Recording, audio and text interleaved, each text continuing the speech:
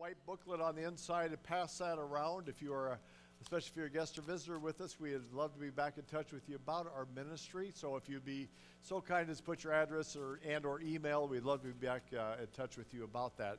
There's also prayer request cards in there. If you have a prayer request, we invite you to please write legibly on that card and put that into the offering plate, and we'd be glad to celebrate and share that during our worship service and our online prayer chain.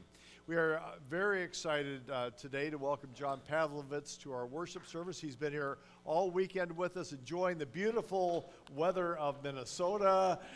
He had an 80-degree temperature change from North Carolina to here. He keeps watching his computer to make sure he can actually fly out of here. But I told him winter is here, so you're here for February. So we will see you out of here in March. So good luck with that. He did take in socialites, though, right? So that's pretty exciting, and found the heating igloo. So so John, will you just stand up and let us welcome you as you come today? So thank you. He'll be providing the message for us later on, so we're very excited. Very powerful weekend with him, and it really just helps us all engage once again in who we are called to be. So we give thanks for that. We have a couple things going on. Marie and Tom. Oh, there you are. It's like you were there, so poof, you're here. So tell us about what's going on with these retreats. Okay, ladies, we are going to gather together at Good Earth Village, April 5th through 7th. So it's a Friday night through a Sunday morning, and I would love to have you join me. We're going to have some programming that will help you dive into your inner wisdom and you finding who you really are inside.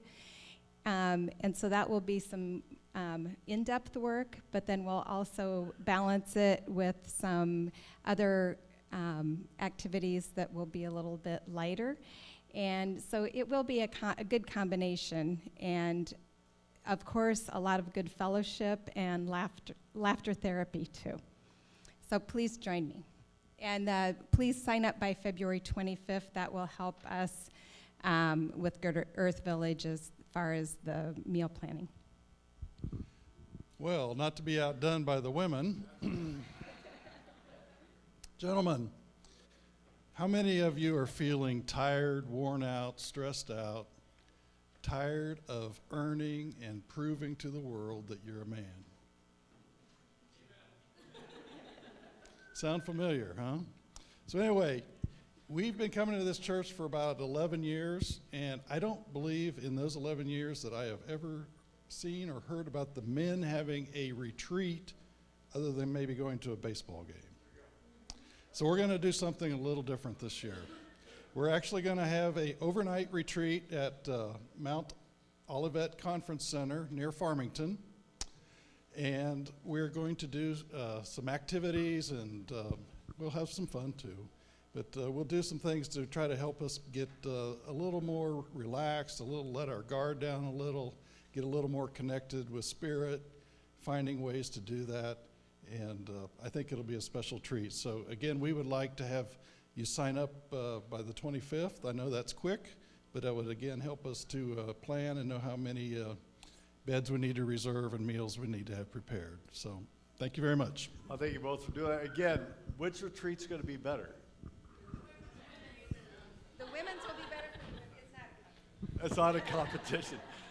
You've not been to my house, have you? We do give thanks for Tom and Marie and their leadership for that. Also, you'll notice the bigger table set up here. Marie designed that. I called her, it was a Saturday morning, Marie, or it's Saturday morning. I said, we need to do something, and Marie came up and did that for us. So let's give thanks for Marie. So thank you. We do also, we'll let you know about Jefferson Elementary events coming up, and Lydia's going to tell us a little bit about that. So Jefferson is the elementary school right down the street. I graduated from Jefferson. Anybody else in the room? Anyone? Oh, there's one. Jefferson Jaguars, all the way. Jefferson, we are developing our partnership with them. And in my most recent meeting with the assistant principal and the social worker, they said, hey, we have a snack bin from Channel 1 with shelf-stable snacks that kids can prepare themselves. that we send home with kids on like long weekends and school breaks, and if they come in hungry and school breakfast is not quite enough. And they said, but we've run out of our allotment from Channel 1 for that snack bin, and the snack bin is empty. And they said, could you help? They said, I think we could. So when you're at the grocery store, if you would consider picking up an extra box or two of granola bars or trail mix or crackers, anything that would help patch a kid through, you would be helping feed directly hungry kids in our neighborhood whose families don't have enough. So the bucket for that is here in the coat hallway. Thank you. Oh yeah, the other things we're working on. Okay, so we're trying a pilot of what we're calling the buddy program. So the social worker and principal have identified some kiddos who are falling through the cracks of the systems, but who need a reliable adult in their life. And so we have volunteers from our men's group who have offered to show up for an hour a week, the same hour, so those kids can count on them. We've paired students with men who fit the profile of similar interests and a good understanding. So they're going to meet. We've got a training coming up, and the men's group will try it as a pilot program. And once we get everything worked out, hopefully next fall, I'll be able to bring it back to all of you and say, you want to be partnered with a student who's falling through the cracks and just needs a reliable adult to show up for them. The other thing that we've done is the Social Action Committee over Thanksgiving and Christmas put together meal boxes for families who didn't have a holiday meal. So I'm grateful for that connection with our neighborhood, and I think that there's a lot that we can do to just be love and presence for the kids here. So Creating a bigger table. Bigger table. Sorry, I just had to take that. So yeah, that is up there too. Yeah.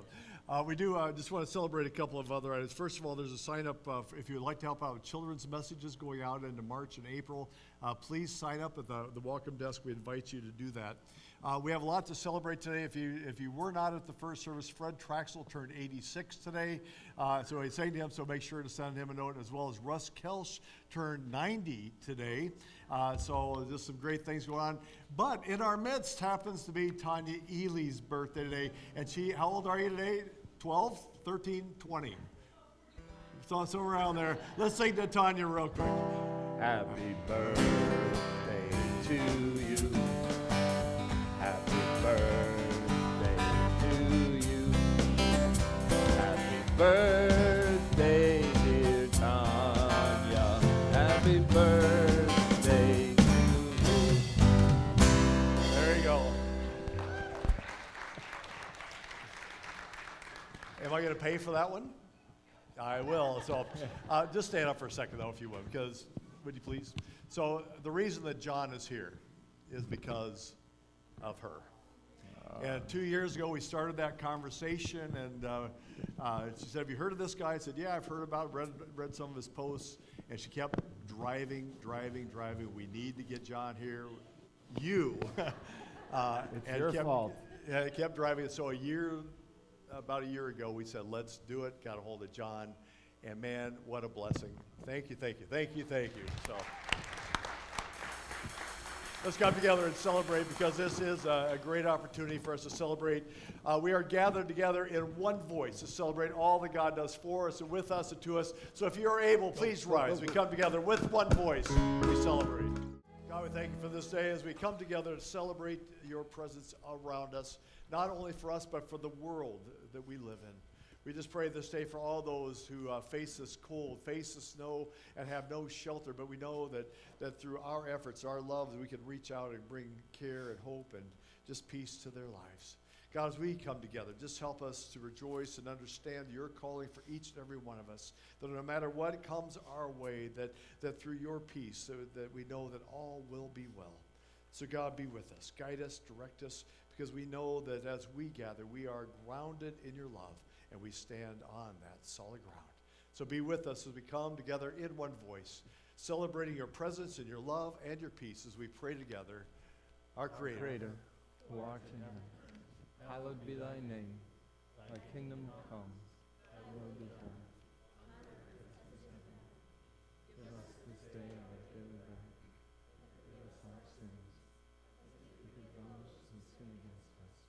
Lead us not into temptation, but deliver us from evil. Thine is the kingdom and the power. Good morning, everybody. We have a scripture this morning that tells a really beautiful visual story. And so I'm hoping that you will all help me to create this. Will you do that? What do you think? Will you? Yeah? Okay, so the first question is, who wants to be Jesus? Okay? Who wants to be the disciples? Nobody want to be a disciple? You're Jesus. You can't be both. Oh, okay. Ellie's going to be a disciple. Okay. So your line is quiet, be still. Can you say that? Can you say it really loud? Quiet, be still. Can you say, wake up, we're afraid? Wake up, we're afraid. Anybody else want to be a disciple? That's the whole line. That's all you got to do. It's not hard, I promise. Okay, now, you thought I was talking to them. I'm actually talking to you too. Are you guys ready to be a part of the action? Yes. This morning's story is about the sea that Jesus is on a boat on. So we have a Jesus, we have a disciple. All the rest of us are going to be a boat, but that means we need a sea. So are you ready to be the sea? Yes. Either standing or you can sit and move your arms. Show me a nice, calm, waving sea. Show me a really turbulent sea. Okay, so are we ready? All right, stand up. Stand up. So in the scripture, Jesus is talking to people, and then he and the disciples go into a boat, and they go out on the sea. So come here, we have to go out into our sea. And I need everybody to grab hands because boats have boundaries to them, right? You can't have, well, you're in the middle of the boat. You can't be part of the boat. Okay, come on. Make a boat for me. We got it. We got a hole in our boat, though. Okay, now walk with me this way, boat. Okay, there we go. Hey, we actually even got like a prow this time and a stern. Wow. We're getting closer to knowing what we're doing. All right, so they're out on the ocean, and Jesus falls asleep. Fall asleep, Jesus. And then the seas get really, really turbulent, and the boat starts to rock. Okay, come on, rocking boat. And the disciples get really scared and they say, oh, those disciples can be louder. Wake up, we're afraid. And Jesus, in a really loud voice, says, quiet, be still. Quiet, be still. Louder. Quiet, be still. And the ocean, or the sea was completely still. Okay, so we're going to do that one more time. Are you ready? Turbulence, shaky seas, and then disciples. Wake up, we're afraid. Quiet, be still.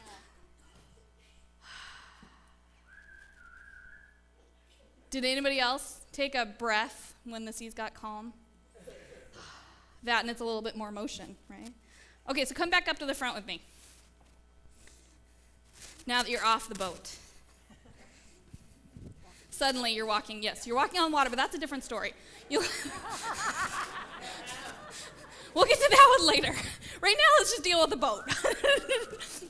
So, in this boat on the ocean, I have a couple of questions for you. You're going to be the ocean? Okay, you can still keep being the ocean. I keep saying ocean, but I mean sea. But you know what I mean. So, have you ever been on a boat? Does it go immediately calm?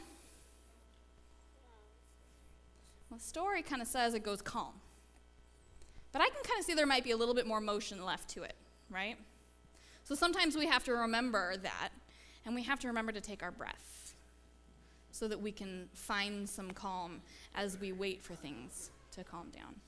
So that's your job this week, is to figure out what are the waves in your life, and where's the calm, and where's that transition to the calm. You think you can try that this week? Maybe? Maybe try it? All right, come on, get in close. I need a boat. I need a boat again. I'm not going to make you go anywhere. We just have to be together. Come on up. Come on, grab hands for me. And we're going to pray together. Are you ready? Dear God, we thank you for calling us into the boat and helping to listen for the calm. Amen. Okay, go ahead on back. Hear these words of Scripture this morning, my friends. That day when evening came, he said to the disciples, "Let us go over to the other side." Leaving the crowd behind, they took him along just as he was in the boat. There were also other boats with him. A furious squall came up and the waves broke over the boat so that it was nearly swamped. Jesus was in the stern, sleeping on a cushion. The disciples woke him and said to him, "Teacher, don't you care if we drown?" He got up, rebuked the wind, and said to the waves, "Quiet, be still." Then the wind died down, and it was completely calm. And he said to the disciples, "Why were you so afraid? Do you still have no faith?" They were terrified and asked each other, "Who is this? Even the wind and the waves obey him." So ends the reading. John.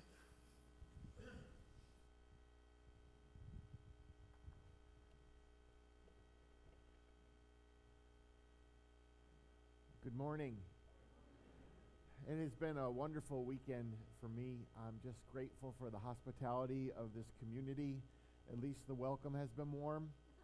I'd like to, thank Paul and Tanya and Debbie and Annie and Lydia.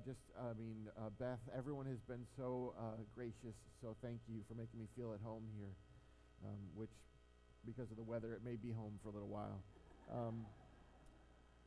I've been a pastor for 23 years in the local church, but the last few years I've had a different kind of ministry. I've been able to travel the country talking to people about diversity, equality, love, and justice, and that has given me the opportunity to be on planes quite a bit. And that may be good news for some people, but it hasn't been good news for me because I'm not that strong a flyer. Something happens to me when I'm on a plane. I realize I'm on a large metal tube hurling through space, and I become uneasy, right? And I was flying to Albuquerque, New Mexico last year, and I'm sitting down. I'm having a good flight for someone who's sure he's going to die on an airplane. And I'm listening to some music, and I'm in my little elementary school-sized chair. I've got my Barbie doll-sized bag of pretzels and my Dixie cup of soda. And I'm enjoying myself, and I'm interrupted by a voice, and it's the voice of the captain.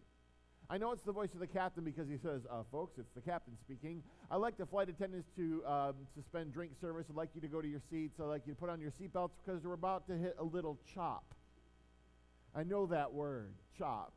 And I know it's not good news, right? And he says it again. He talks about some weather systems that we're approaching, and he says, and it could get a little choppy. See, choppy is pilot speak for we are about to be shaken like a snow globe in the hands of an angry toddler, right? Choppy means I'm about to contemplate my mortality one more time while wedged between two complete strangers, right? Choppy means I'm about to make a lot of promises to God on what I'm going to do if we land safely, none of which I intend to keep, right? So the pilot was very matter-of-factly in his way saying to us, hold on, prepare yourselves, turbulence is coming. In the Gospel of John, Jesus is talking to his disciples, his students, his teenage friends that he's been mentoring, and he's explaining to them that he's going to be leaving them soon. And he's trying to encourage them. And he says, in this world you will have trouble, but take heart, I have overcome the world. What Jesus is saying to his disciples and to those of us who follow in the ways of mercy and compassion and love and justice, hold on, prepare yourselves, turbulence is coming. And I've flown here from Raleigh, North Carolina to give you a message. Friends, hold on, prepare yourselves, turbulence is coming. Actually, I'm a little late, aren't I? Turbulence took the earlier flight out, didn't it? Have you had any turbulence on your way to your journey here today? In your life, are you experiencing any shaking at all? Because I think when I say the word turbulence, you can name exactly who and what is causing the shaking for you. And it's no mystery to those of us who are paying attention. These are incredibly turbulent days in this country.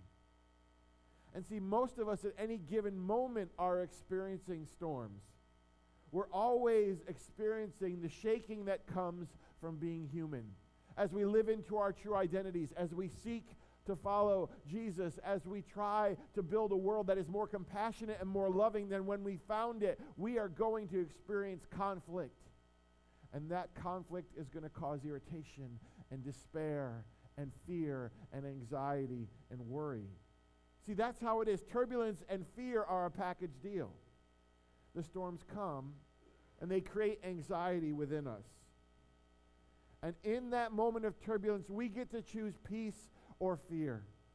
And fear can be very persuasive, can it? Fear knows exactly what buttons to push in us. Fear knows exactly what to say, to speak to our insecurities, and to allow us to be terrified. This is true of the actual storms in our house, too. When thunderstorms come, I have two beings in my home that have different responses to the storm. So I have a dog, and I always know that a storm is coming because we will find our dog in the bathtub. I'll be looking for the dog. Where's the dog? Don't know. There's the dog in the bathtub, and I say, storm's coming, right? She's like a little furry meteorologist. She lets us know when that's coming. So she is frozen in that place. Now my daughter, Selah, well, what happened with her was she was about 5 or 6 when the thunder would ring out. She would have the opposite response. She would become overly excited. She'd become filled with panic, and she'd scream, and she'd run and look for me, right? 2 different responses. Frozen or frantic, paralyzed, unable to move, or unable to rest. I wonder what your response to the shaking is these days. Are you unable to move? Are you unable to rest? See, fear is universal. It comes with our operating systems, right? None of us in this room are immune to fear. None of us can escape its debilitating side effects, no matter how much we try to fortify ourselves, no matter how brave a face we fake, no matter how strong our faith is, we are going to be shaken. Our politics, our religion, the color of our skin, nothing, the amount of zeros in our paycheck, none of those things can fully insulate us from the terror that comes through circumstances, through people. Turbulence is coming, and fear is waiting there in it. And what's, to me, the most cruel reality is that we don't trade fear as we get older. We don't discard it as a traveling companion, right? We think we're going to outgrow fear, but we never really do. See, when I was 5 years old, I was deathly afraid of one of the Sesame Street Muppets. I'm not going to tell you which one. I don't want to prejudice you, right? But I used to have nightmares about one of the Sesame Street Muppets, and I would be filled with anxiety at 5 years old. But I'm here to tell you I'm going to be turning 50 in a couple months, and friends, I've overcome my fear of Muppets. We've made our peace. Sunny day, sweeping the clouds away. Everything's good. But our fears mature along with us. Our nightmares grow up as we do. See, our childhood may be plagued with monsters beneath the bed or creepy baby dolls, and we abandon those things, right? But we pick up more age-appropriate fears. We leave behind all those childish nightmares, but we pick up the fear of financial disaster. We pick up the fear of relational collapse. We pick up the fear of war. We pick up the fear of dying alone. We pick up the fear of worrisome spots on CAT scans. And as a result of this ever-maturing terror, we are equally susceptible to a poverty of courage and to a wealth of fear. And see, friends, fear is an equalizer, because regardless of the things that trigger our fear, the effects on us are the same. We're either unable to move or unable to rest. And I'm here to tell you that neither of those places is somewhere God desires you stay very long. Think about the things that are shaking you. Name the things that are causing you turbulence.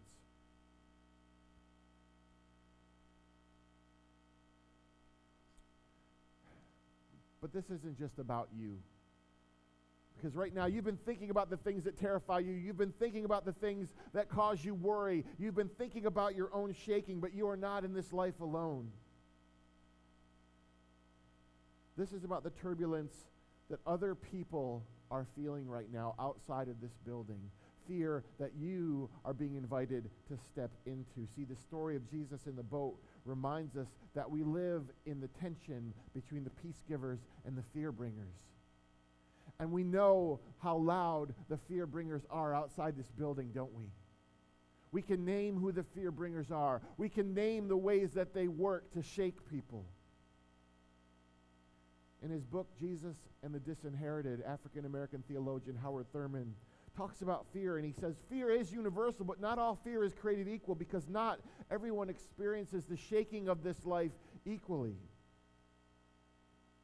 Thurman talks about the specific fear experienced by marginalized communities. He says that marginalized communities begin not just to fear their circumstances, not just an occasion, but they feel as though the whole system is against them, and there is a hopelessness that comes when you're part of a vulnerable community. This is a fear of a completely different matter. See, privilege is a buffer to turbulence. It's a fear insulator. It's a barrier against the fear bringers. And see, I know you ever get internet and phone service or cable together and you bundle it? Well, I know I've got the privilege bundle. I'm a cisgender, heterosexual, white Christian male. That means I have many of the barriers from fear that other people will never have. It doesn't mean I'm never going to experience shaking in my life. It means I'll never have the experience of being a Muslim American in this time and place. Right? It doesn't mean I'm not going to be overwhelmed with despair and uncertainty. It just means that I'll never have the experience of being an LGBTQ teenager. It doesn't mean I will never be filled with anxiety. It means I'll never understand what it's like to be a person of color. And we who are in this room have a responsibility to leverage our lives and our privilege and our platform to be peace givers and not fear bringers. We are called individually and as communities to speak into injustice, to decrease the turbulence other people experience, to risk that shaking ourselves. Because where does fear come from? It comes from the feeling that we can't control our circumstances. That's why turbulence on the plane is so scary for me, because I know I can't change the present conditions I find myself in.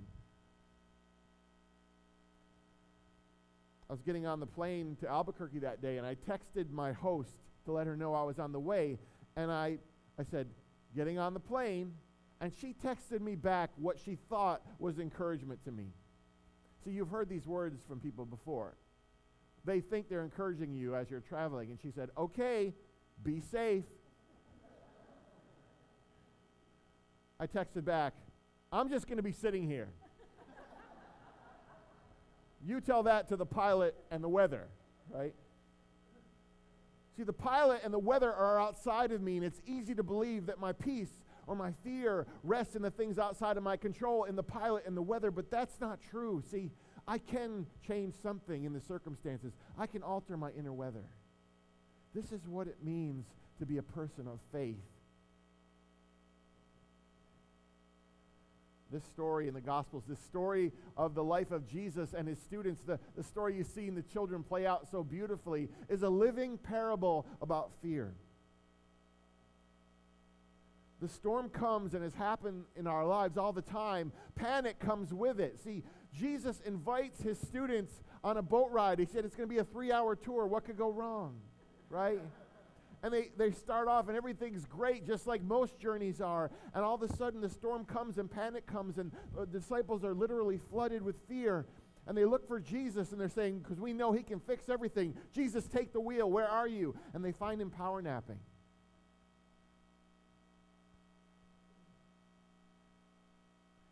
What the disciples do is they make the mistake we always make. They allow what they see to overwhelm what they know. See, Jesus has invited them on this journey. They know Jesus. They've already seen him do miraculous, beautiful things. They know his character. They know his power. And yet, what they see still overwhelms what they know. And are you letting yourself be overwhelmed by the things that you see? the disciples freak out in the middle of the chaos. They look for Jesus, and he's sleeping, not because he doesn't care. He's sleeping because he knows who he is. He knows how powerful he is, and he knows how weak the storm actually is. That's why the pilot of my plane is not freaking out by the turbulence, because he understands it in a way that I don't. He has the turbulence right-sized. Jesus has the storm in the water right-sized, and the challenge is, can we have our threats right-sized again? Can we have a peace that transcends the shaking? See, the question is not whether we're going to be placed into storms or not, right? It's how much of the storms we're going to allow to be placed within us. Are we going to be internally turbulent in outwardly turbulent times?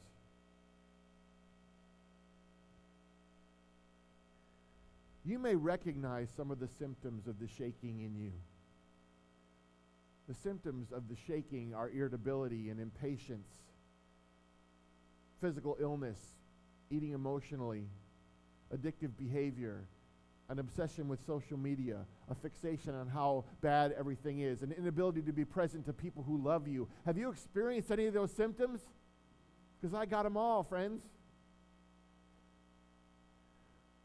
For Howard Thurman and for Jesus, overcoming fear is having a sense of identity. It's knowing who you are and whose you are. It's knowing those things that no one can steal away from you, those things that no one can shake out of you. Have you forgotten who you are? Have you forgotten whose you are? Have you forgotten who's invited you on this journey?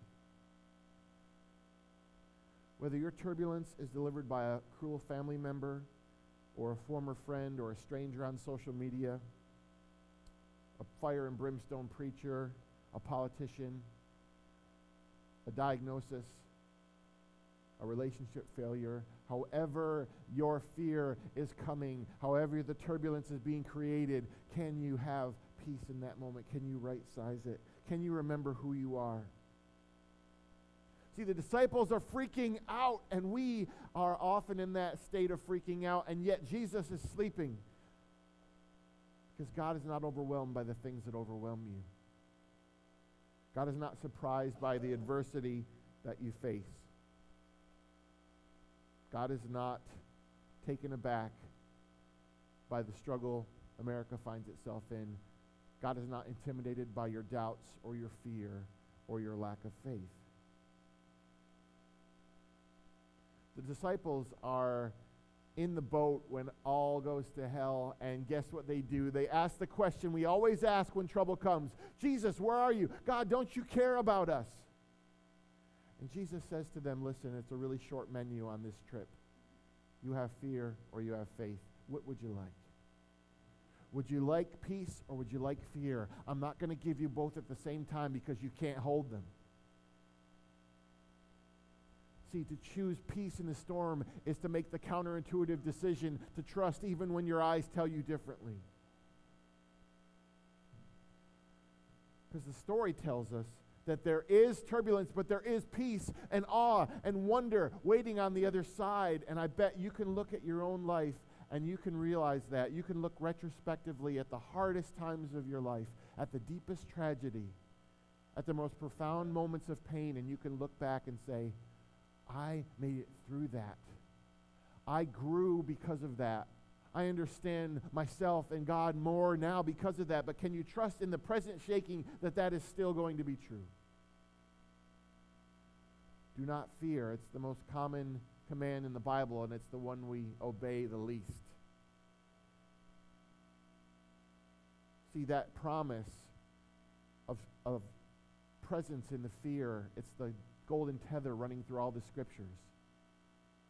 It's the reality that if God is indeed God, I'm not alone, that I am loved, that all will be well, that I will not be shaken beyond what I can handle. And this is why it's important. Because everyone around you, the people you share the grocery store line with, the people you pass in traffic, the people that sit next to you at work, the people across from you at the kitchen table, the people you encounter on social media, everyone is experiencing the storm. Everyone is experiencing the shaking. We're all trying to hold on to peace and to push back fear. Everyone around you is vulnerable to that. And this is where the people of Jesus get to show up. See, you're nice Minnesota people. Some of you.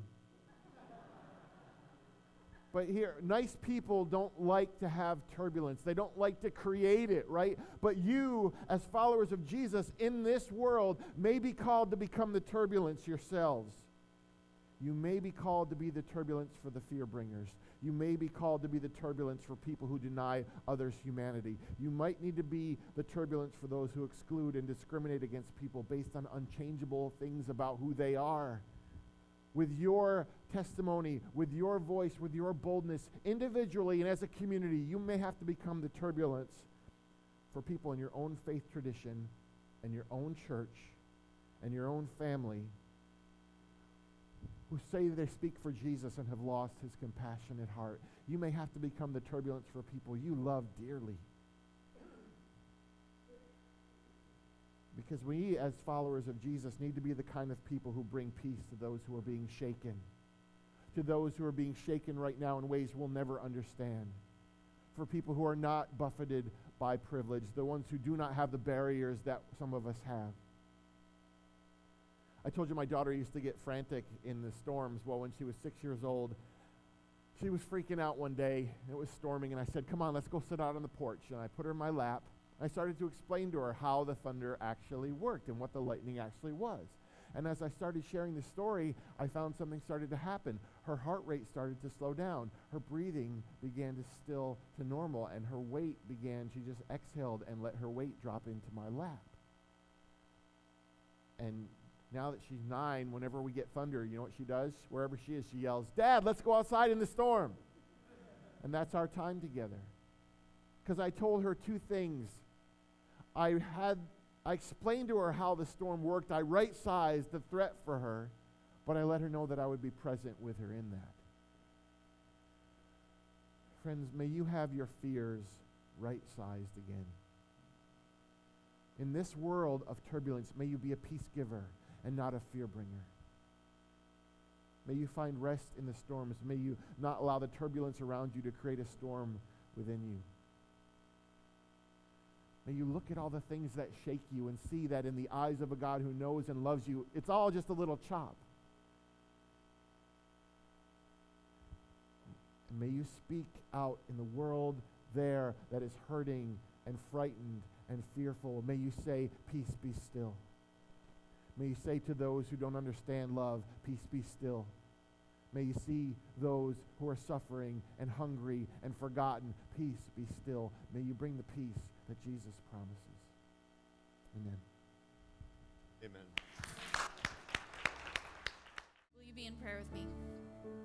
God, as we enter into this time of prayer, we do so knowing that there are those in our world in need of your compassion, and that there are those who are ready to give compassion.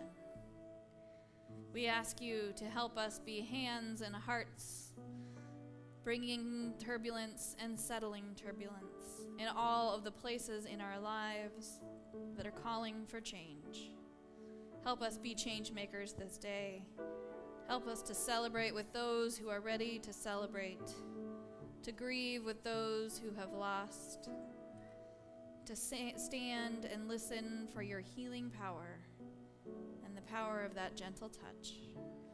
This day, we ask for prayers for Mike from Oklahoma here for treatment at Mayo, for a sister's recovery from a stroke and a close friend in the hospital, for all those struggling with addictions and for all those who support them, for those struggling with cancer and treatment, for the caregivers, for all who are in need of care, for a colleague's son who's in critical health, for strength and healing peace for friends who lost a son to cancer. A prayer for all those who love animals and friends and companions on this life. Special prayer for Scooby, the dog that I love but died. And may God feel presence with him in heaven. God, this day we ask for mental health awareness that is within and around our communities, that love and hearts and minds for those in need can be found. Help us to make an impact and help all to know your gentle, loving care. I prayer for grandparents and a grandfather who's been in the hospital for a month. For all those living with cancer, especially family and friends, and Linda in particular. And God, thank you for the doors that close and the doors that open, for all those who are finding new ways in their lives. Be with us as we ask all of these things, as we raise them to your community here, that we might build upon your vision of wholeness. Be the center, God. Amen. Brother John, can I invite you to give us some closing words as we go from this place? Thank you, my friend. God bless you. Oh, talk. Here we go. That's all right. I'd like to do a closing that we do at our church in Raleigh.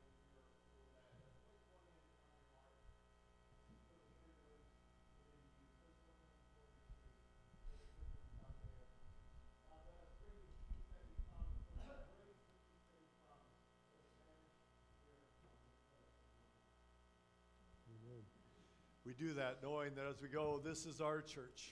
We make it what it is. Others will feel welcomed. If I am welcoming, It will do a great work. if I work, It will make generous gifts to many causes. if I am a generous giver of my time, talents, and treasure, It will be a sanctuary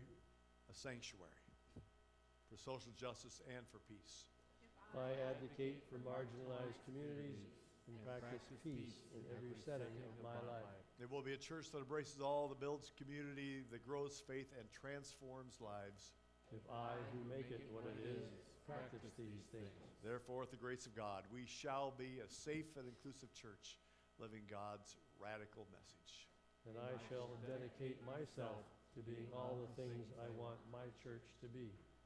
Amen. We have to live like that.